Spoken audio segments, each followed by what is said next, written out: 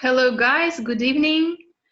In a couple of minutes we'll start our webinar. I'm just trying to add all the participants from the waiting list, and after that we will start. Okay.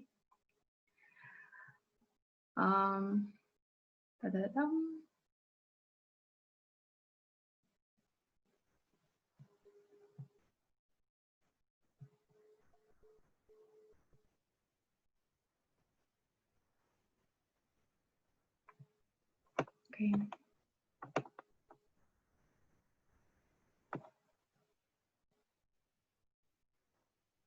Probably that's it. No,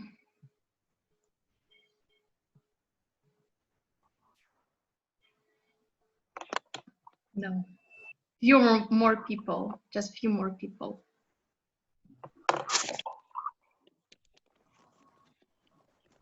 Very sunny today, and something is going on with the light.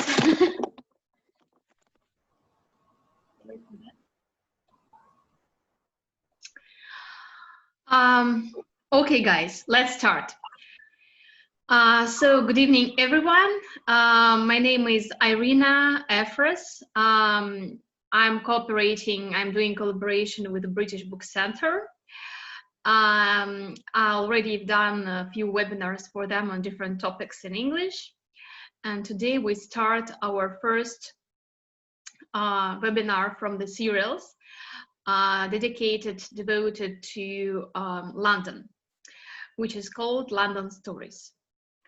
So today we're gonna talk on a few different, hopefully interesting aspects of UK lifestyles and British people. And after the webinar, which will take approximately 30 minutes, we're gonna have 10 more minutes for your questions. So it will be possible for you to switch on your mics, your microphones, and ask questions. So give me 1 second, and I'll share my presentation with you.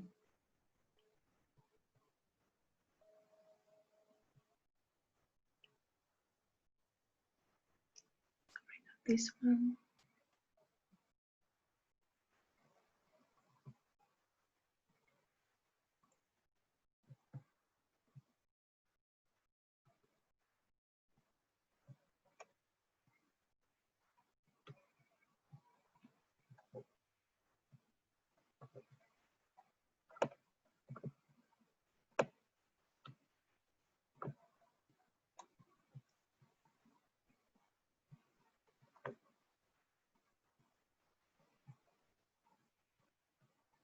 Just 1 second, sorry.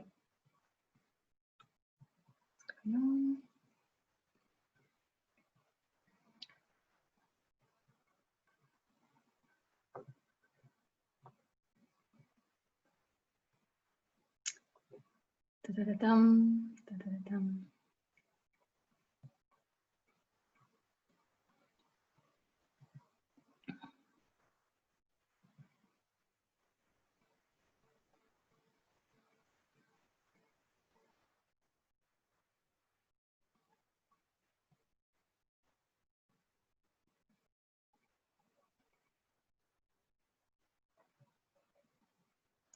Okay, I think it will work now.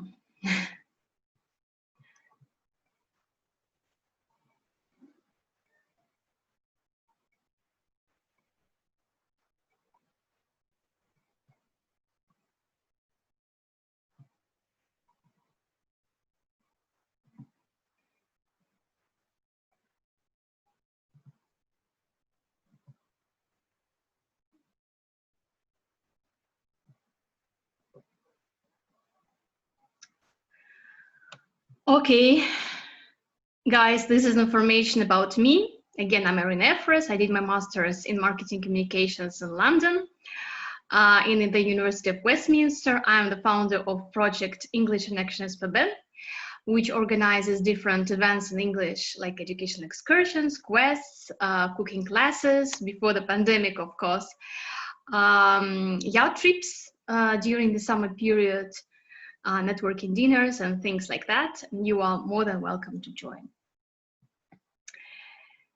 So during this webinar, we will learn why English and French people dislike, I won't say hate, I will say dislike each other. Why Brits drink tea with milk, why Brits eat Indian cuisine, and why Brits, when asked how are you, always answer fine, thanks, if it's right, or this is wrong nowadays. So let's start from more positive aspect. Tea drinking tradition. I think this is a crucial thing for British people in general. Tradition of drinking tea, and especially drinking tea with milk. So let's find out where, sorry, you can't see the presentation. Guys, please write me down if you can see the presentation.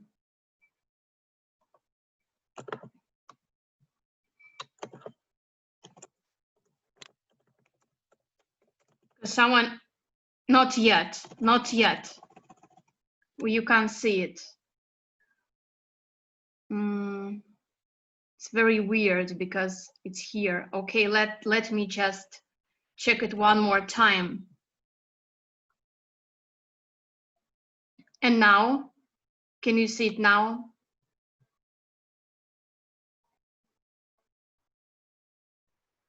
Yes, yes, yes. Great, great, great, great.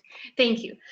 So tea drinking tradition appeared a very long time in UK, a few centuries ago. So afternoon tea was introduced in England by Anna, the seventh Duchess of Bedford, in the year 1840.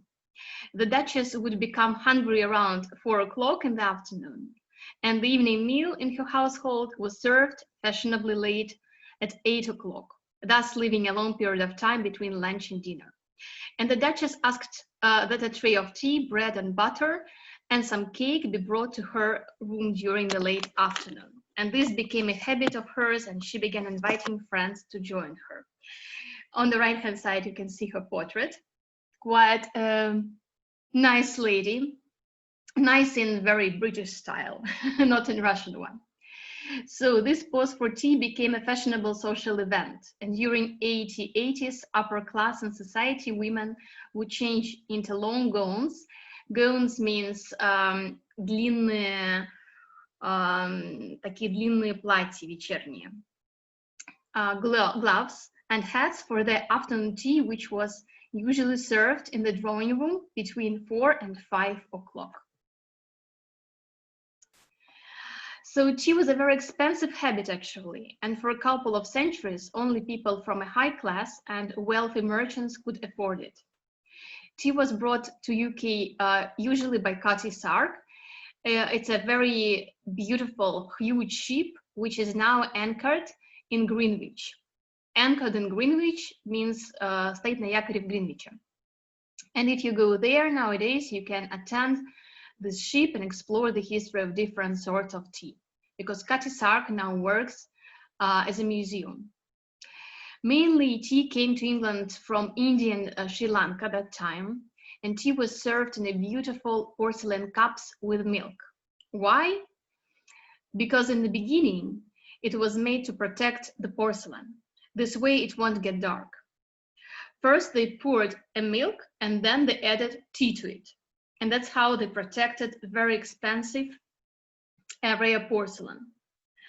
But later, people realized that tea with milk is much better for health than just normal tea. It contains a lot of vitamins. And this combination of tea and milk gives a lot of benefits for health. But now milky tea is prepared vice versa. Tea comes first and then milk is added.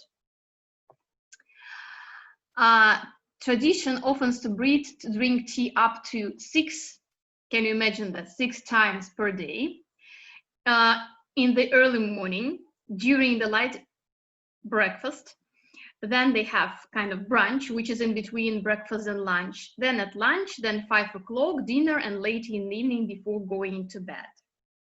Elderly people drink milk with biscuits. Elderly and children usually drink milk with biscuits before going to bed, and you can see it usually in the movies because they offered to have their milk and biscuit before going to bed.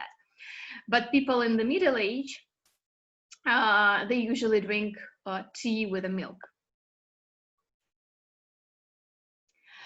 So nowadays, however, in the average suburban home, afternoon tea is likely to be just a biscuit or a small cake and a mug of tea, usually produced using a tea bag. Unfortunately, it's very pity that the tradition is still there, but now it's not that beautiful, opulent habit as it was before.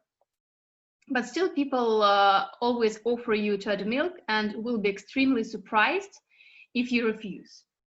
When I was living in London, and now I'm coming to London quite often, not of course this pandemic time is missed for me, but usually a few times per year. And I know that if I take in a cafe, in a restaurant, tea somewhere, they always offer me milk. And if I answer no, thank you, without milk, it's okay, but still I can see, you know, this weird thing in their eyes. How come someone drink tea without milk? And if you want to experience the best of the afternoon tea tradition and indulge yourself with a trip to one of the London's finest hotels, or visit a quaint tea room in the West Country, you can go to Fortnum & Mason's. It's a very famous shop in the center of London, extremely beautiful. You can buy their porcelain, nice souvenirs, tea, cakes, everything for tea, and you can order a tea ceremony. Usually tea ceremony in many places in London, many nice restaurants or shopping centers, you can order this tea ceremony. It's quite expensive. And actually it's quite simple. So usually it's a teapot for 2 cups of tea, milk, and scones. Scone is like a small cake, very nice one, but quite simple and quite easy. It can be easily prepared at home. I've tried it a few times. It's really a simple thing. And butter, for sure, butter. Some maybe honey and some jam, and that's it. And for that, in Fortnum & Mason's, for example, I paid around 45, I think, pounds, which is a quite big sum of money. And usually a tea ceremony is like that. You can try it in Harrods. Everyone knows Harrods, maybe because of Princess Diana, because her boyfriend was the son of the founder of Harrods. In few very high status hotels like Savoy and Ritz, and in Claridge's. So these are the places everyone recommends, and I also recommend to have a traditional tea ceremony. In UK, it's also fine when you, for example, go for a tea as a hands party девичник. So sometimes, of course, they go to nightclubs and party wild, and sometimes, especially after their 30s, they invite for a tea ceremony. And for the birthday, it's also fine to invite your friends to the tea ceremony, not like in a restaurant to have few dishes and some alcohol, but just to have some tea. But you may not think that Brits drink only tea, and tea. Apart from a strong love for tea, Brits enjoy some other drinks as well. And I want to tell you a few words about that. First one is called Pimm's. I love it so much that I wrote it twice, Pimm's. Basically, it's a gin-based liquor that includes herbs, quinine, and fruit. Although the original and exact recipe is still unknown, Many people suggest that PIMS was named after its founder, after its creator. The surname of this guy was PIMS. Actually, it's very summer drink, so you won't find it during the winter period of time or even late autumn. It's very refreshing. The percent of alcohol is quite low, really low, so you won't get drunk with the PIMS. And usually in bars, they also put, like, they add strawberries to PIMS and courgettes. Coffee is a very interesting thing in the UK because people drink coffee and they adore actually coffee, especially the younger generations, and they drink takeaway. Now we all know coffee takeaway, but 10, 12 years ago in Russia, in St. Petersburg, for example, we didn't have this tradition of takeaway coffee. And when I came to coffee house first time 12 years ago and asked for coffee takeaway, because I was before studying in London and I knew this tradition, people looked at me, like the baristas look at me like I'm crazy, like what do I want? But in London it was a normal thing to take coffee away, go to tube is like metro, underground, drink coffee, read the newspaper, and travel, commute like that. In 2019, there were about 25,583 outlets across the UK, coffee outlets. Nowadays, I'm not sure because the pandemic changed everything, and I think a lot of shops were closed down, but still it's a huge amount. And usually there are three main coffee shop chains in London, in UK: Costa Coffee, Starbucks Coffee, and Nero Coffee. Starbucks is the most expensive and well-known brand, then comes Costa, and then comes Nero. And usually it's a super interesting thing for me because they're always together. So in every area of London, you will for sure find few Starbuckses, few Neros, and few Costas, and they will be door to door, so super close to each other. And there is no competition because every coffee shop has its own audience. It depends on the taste of the coffee and the price, of course, as well. So people who want to spend less money on coffee, they go to Costa and Nero. And people who are crazy about Starbucks and they didn't care, like they don't care about the price, they go to Starbucks. And also British people love to drink wine, especially in the bars, in the pubs. So we all know about Italian, French wine, South African wine, but maybe not many people know that in Sussex, Kent, and other portions of southern England are suitable for growing the grapes used to produce sparkling wine. So British wine, English wine also exists, and it's quite good. And now after drinks, beverages, we go to cuisine in the UK. All the world makes a jokes that there is no such thing as a traditional British cuisine. What's that? Like, it doesn't exist. Of course it exists, but it's very, very not primitive, I should say, but it's very heavy, очень тяжелая пища. And not that much choice. In the pubs, you usually find 5 positions. In every pub, there are the same positions, pretty much the same price for these dishes. It's mashed potato, как пюре. It's fish and chips. Usually the fish треска with the mashed potatoes and maybe some salad. Cottage pie. Cottage pie, it's like potato, mashed potato with some meat.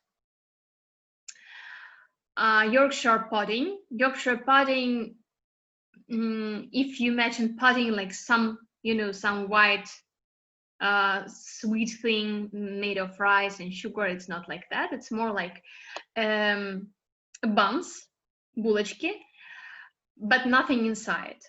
пустые булочки, пустые внутри. And there is also a very nice thing, I forgot its name. It's like a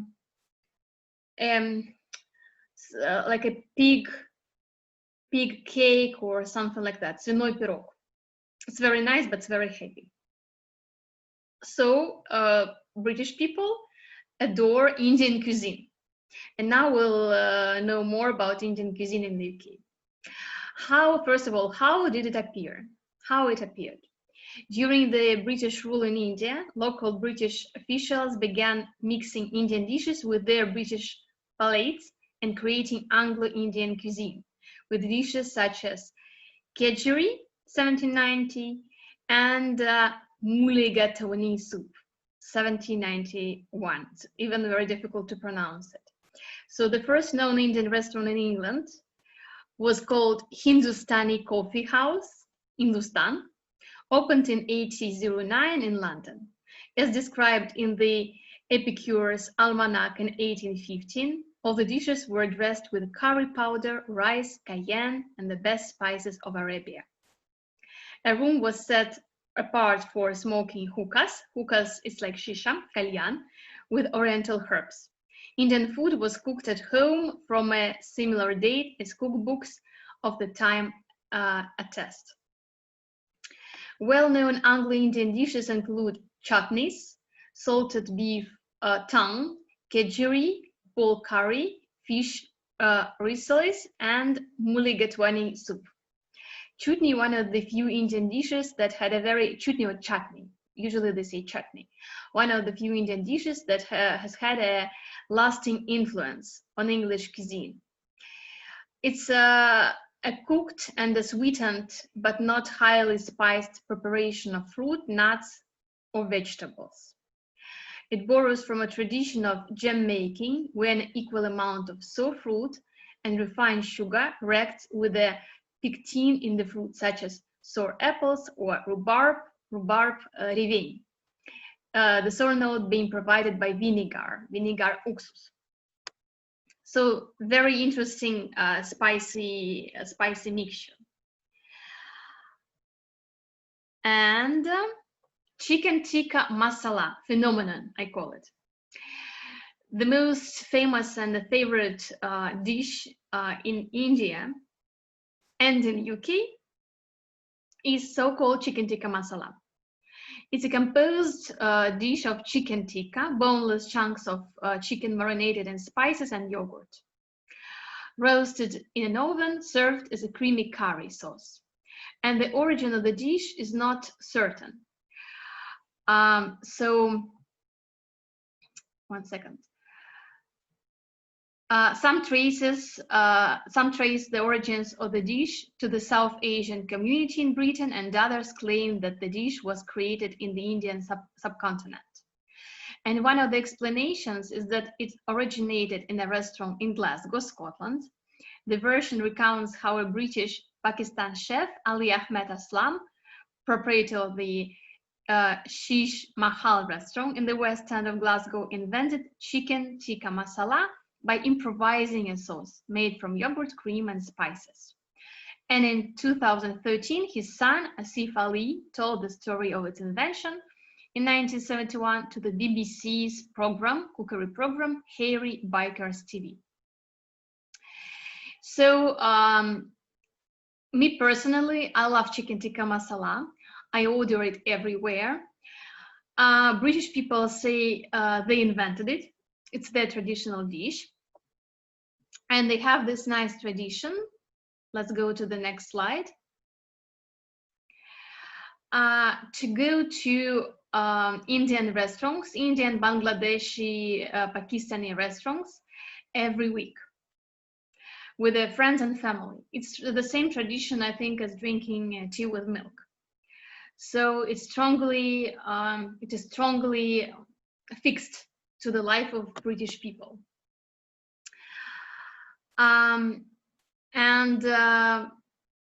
Usually every British person, every Brit, has its own favorite restaurant, and he or she go there for ages and they know all the employees, they know the chefs, they know other clients. And some are very cheap, some are quite expensive and high-class restaurants. But I know very wealthy people. For example, my friend's father, he's a manufacturer, but he goes to very cheap Indian restaurant, and he loves it because he says the best cuisine, best Anglo-Indian cuisine is there. So today there are 8,500 Indian restaurants, which around 7,200 are Bangladeshi. And one of the main dishes in these restaurants, the chicken tikka masala, is now regarded as Britain's national food dish. If you Google it, Britain's national food dish, chicken tikka masala, you will find a lot of articles on that topic. In London, in zone number 1, not far from the Soho, there is so-called Bangla City. Bangla City, Brick Lane.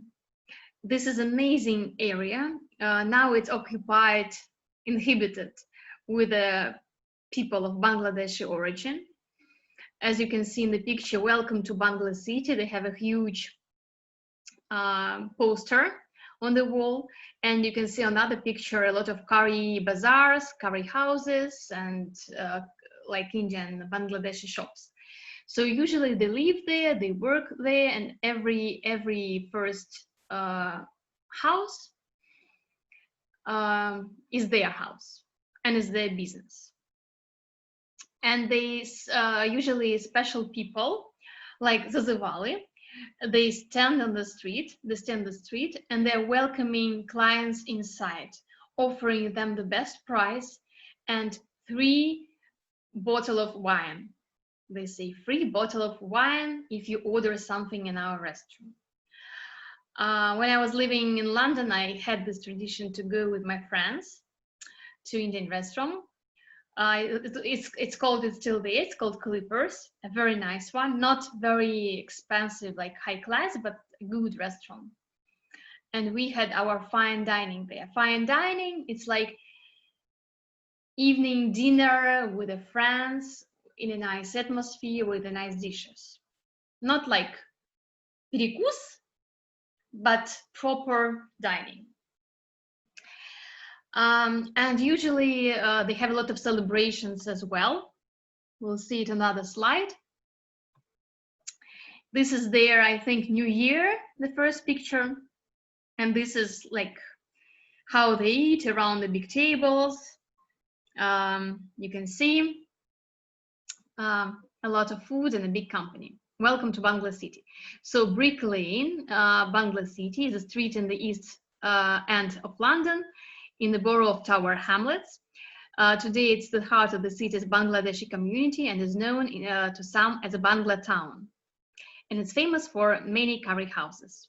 In the 20th century, the Brick Lane area was important to the second wave of development of Anglo-Indian cuisine, as families from countries such as Bangladesh, mainly the greater Sitet region, migrated to London to look for work. Bengalis in the United Kingdom settled in the big cities with industrial employment. And humble beginnings such as this gave rise to Brick Lane as the famous curry capital of the UK. And they bought this district from the religious Jews. They called it Bangla City, and they asked the officials to name it officially Bangla City. So it's official name of this area. And I highly recommend you to go there if you'll be in London, not only because of nice authentic cuisine, but also because Brick Lane is famous for a lot of interesting art galleries, nightclubs, and Brick Lane Sunday market, which is like a flea market. Блошиный рынок. So, and we're coming to our last section, why do English people dislike French and vice versa? And we can see funny pictures there. Actually, it's practical effect of life here in England, like rain, half the summer painfully congested tube traffic and conversations about the weather. The English hate the French. They've written songs about this centuries-long enmity, like Rowan Atkinson's 1980s Live in Belfast comedy show, which included a performance of the plainly titled I Hate the French. They've dedicated articles and blogs to the topic, and they've even published books on the subject. Even, of course, if most English people don't actually hate the French, some of them love the French, renounce their Englishness, and go spend a year or even years in Provence. In any case, a few years ago, the Telegraph put together a list of 30 reasons why the English hate the French, which was handy but a bit cheeky, and we are going to name just few aspects. First of all, because they're always fighting. It all started back in 1066 when William the Conqueror, Евгений Завоеватель, the one that was so fat he couldn't ride his horse, announced the Anglo-Saxon at the Battle of Hastings, armed with some relatively spurious claims to be English throne and force of more than 15,000 infantry, cavalry, and archers. William, Duke of Normandy, won the throne and engendered a long line of nobility and rulers, and of course a bitter rivalry between the Proto-English Isle and the continental French. So it's all about history, and it started many centuries ago during the Battle of Hastings, to make the long story short. And the next point is much more up to date, because the French are rude. The English aren't quite the world's most polite people, but they're close, and they do take a certain pride in their manners and reserve. But don't mistake that reserve for unfriendliness, advise an American guide. So the famed French rudeness, mostly famous in England, is somewhat of an affront to their existence. The English are quick to produce evidence of French rudeness. In London restaurants, for example, it takes an average of 3.5 minutes to get a glass of water after the waiter has been alert, compared to 17.5 minutes in Paris. Also, many French people don't clean up after their dogs, and a lot of other things English people say about French in a very negative way. Another point, because they are food snobs, wine snobs, and fashion snobs. France has long been convinced not only of their cuisine superiority over that of every other country, but in particular over its near neighbor England, and that stings. Next point, because the French hate the English too, but perhaps the best explanation for why the English antagonize, dislike, make fun of, and are humorously intolerant of the French is because the French do it to them. Just as the English brand thinks that they are moderately intolerant of as French letter among the Second World War generation, for example, was a condom. So to do the French term unacceptable things, anglaise, the French word for condom, accordingly, was capote anglais. So if you didn't get it, French people, for example, when they want to say about the periods, women's periods, they say les anglaises. They call it les anglaises, which is not very nice at all. As to my experience, French people don't hate, English people don't hate French. Sometimes they just make fun of them because of the accent and because of the snobbish attitude. But usually Brits, they are on the island. So they're interested in everything, everyone, and they're very separated from the other world, from the Europe. While French people, they a little bit dislike Brits. I think so. But there is always a space for friendship between British people and French people, between UK and France. So I think I actually prepared a video for the last topic, but I think we don't have enough time for this. So we'll do it next webinar and explain you how British people react to the question, how are you, and how it changed with the time. Thank you for your attention. This is my project in social media, in Facebook, Instagram, VK, and you can email me any questions. And also this is our project with a native speaker, the Online Speaking Club. So if you want to, you can join every Tuesday and Thursday at 7 p.m. In Zoom. We practice English and do presentations and watch videos and etc. etc.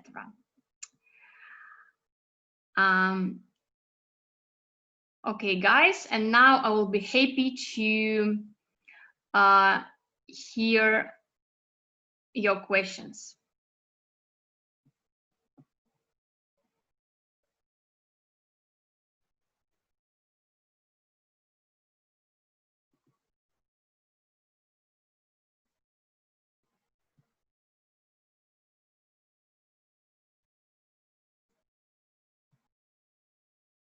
So if you have any questions, it's time to ask. Have something in chat.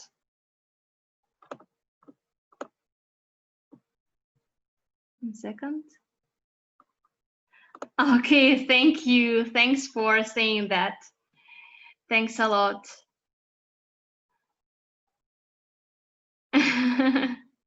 Waiting for the next webinar. Thank you. Thank you, guys. Next time we won't have this small technical problem and we will have more time. When will be the next webinar?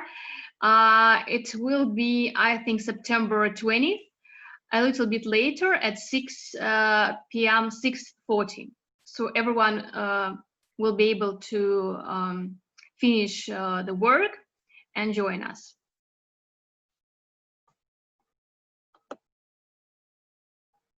Any other questions?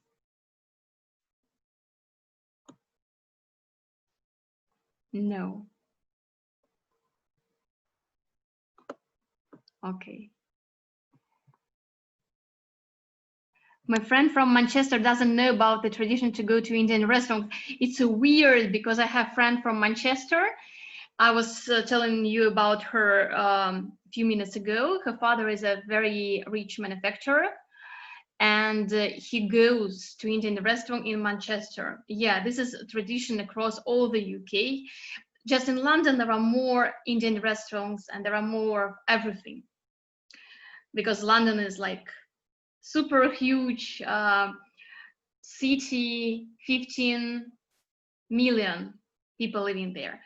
But in Manchester, in Glasgow, in Liverpool, in Brighton, they have this tradition to go to Indian restaurants. Maybe your friend, he or she just not hates, but dislikes spicy cuisine. Maybe that's the point. But this is a traditional thing, and usually when people, immigrants and people from other cultures, they come to UK in some period of time, they got used to it, and they also take this tradition as theirs. They try.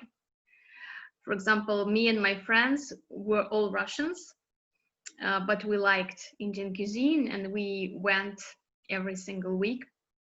And for some time, we even lived in Bangla City, actually, which was a bit weird because not that many white faces there. But was really interesting because we could take part in all their celebrations, and usually their celebrations are very, very colorful. And like this, like on this picture with a tiger, very beautiful. So yeah,